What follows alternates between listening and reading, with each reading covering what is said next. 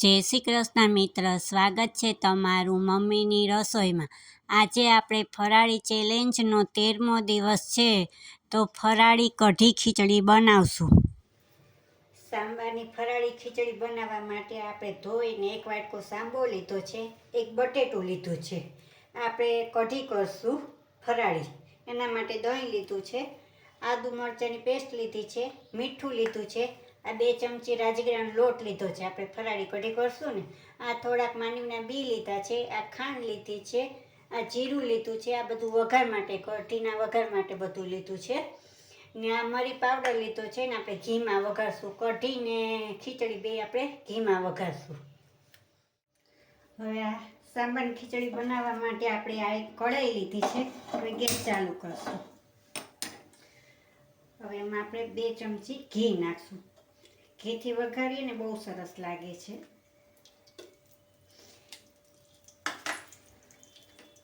ઘી થાય પછી આપણે જીરું નાખશું। આપણે આ જીરું નાખ્યું,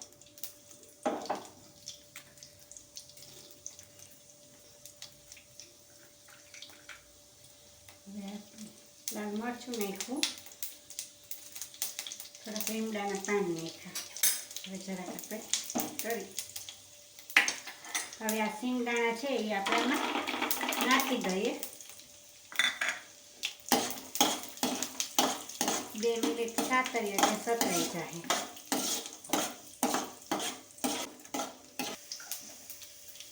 હવે આપણે કાચી બટેટું લીધી છે એ નાખી દઈશું, આમાં ચડી જશે, એમ હલાવશું ને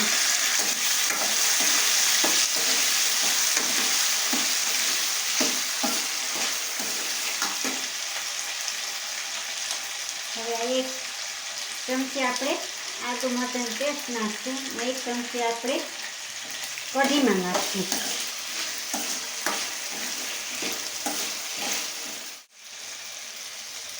હવે આપણે થોડુંક નિમક નાખી દઈશું। તમે જો આ ફરાળમાં હળદર ખાતા હોય તો અત્યારે જ આમાં નાખી દેવાની, મરચાંનો ભૂકો ખાતા હોય તો મરચાંનો ભૂકોય નાખી દેવાનો। આપણે અત્યારે તો આ સફેદ ખીચડી કઢિયારે ખાવા બનાવીએ છીએ સાંબાની। હવે આપણો આ બટેટાનો કલર જો બદલાઈ ગયો છે ને ચડવા આવ્યા છે। હવે આપણે આ 1 વાટકો સાંબો લીધો તો એ આપણે નાખી દેવાનું, એનું 3 ગણું પાણી નાખવાનું। આપણે 1 વાટકો લીધો હોય, આપણે મિક્સ કરી અને પછી હવે પાણી નાખશું।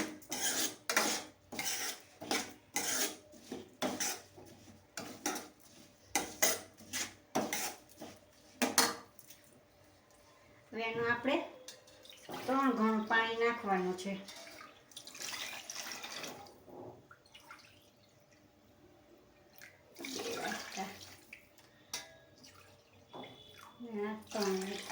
તમારે જો વધારે ઢીલો કે કઠણ કરવો હોય તો પાણીને વધઘટ કરવાનું।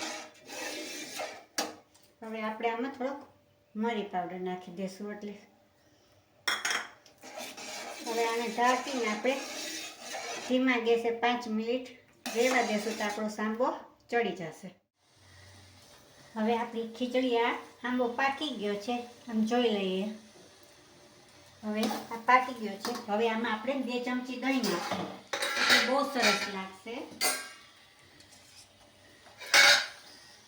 મોરું દહીં હોય ને 2 ચમચી નાખવાનું। હવે એને મિક્સ કરી દેવાનું, કારણ કે આપણે કઢી હારે ખાવી છે એટલે આપણે બહુ કઠણ કે નથી કરવાની, મીડિયમ રાખવાની છે।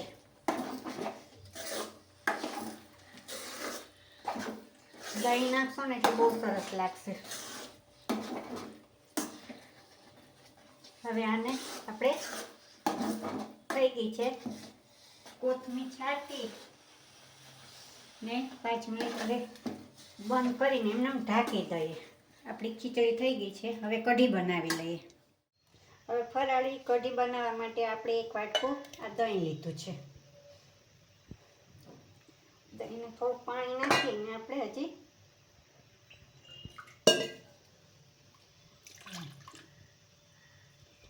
2 ચમચી આપણે રાજગરાનો લોટ લીધો હતો, એ નાખશું. મીઠું નાખશું થોડુંક સ્વાદ પ્રમાણે. આ આદુ મરચાંની પેસ્ટ નાખી દઈશું. અને આપણે દહીં લીધું એટલે આપણે ખાંડ નાખશું. હવે એમાં આપણે પાછું થોડુંક પાણી નાખશું. હવે આને આપણે બ્લેન્ડર ફેરવી ને વઘાર કરી લઈએ. બ્લેન્ડર ફેરવી લઈએ એટલે આપણું બધું મિક્સ થઈ જાય. હવે કઢી વઘારવા માટે આપણે તપેલી લીધી છે. આપણે 1 ચમચી એમાં ઘી નાખશું. ઘીથી વઘારશું, સરસ લાગે. ઘી થઈ જાય પછી આપણે જીરું નાખશું. હવે આપણે જીરું નાખી દઈએ.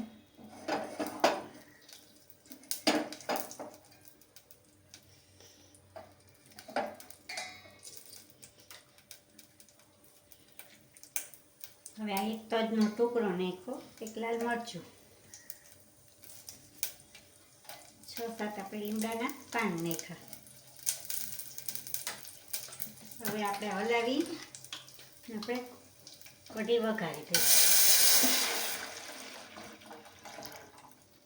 આમાં આપણું બધું નાખી તો દીધું જ છે. હવે આને આપણે 5 મિનિટ ઉકાળી લેશું. આવી રીતના આપણે બહુ જાડી નહીં કે બહુ આછી નહીં.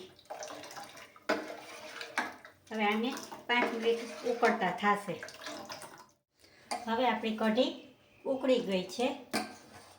હવે જરાક આપણે ધાણા ભાત છાંટીને હવે બાઉલમાં કાઢી લઈએ. હવે તૈયાર છે આપણા ફરાળી કઢી ખીચડી.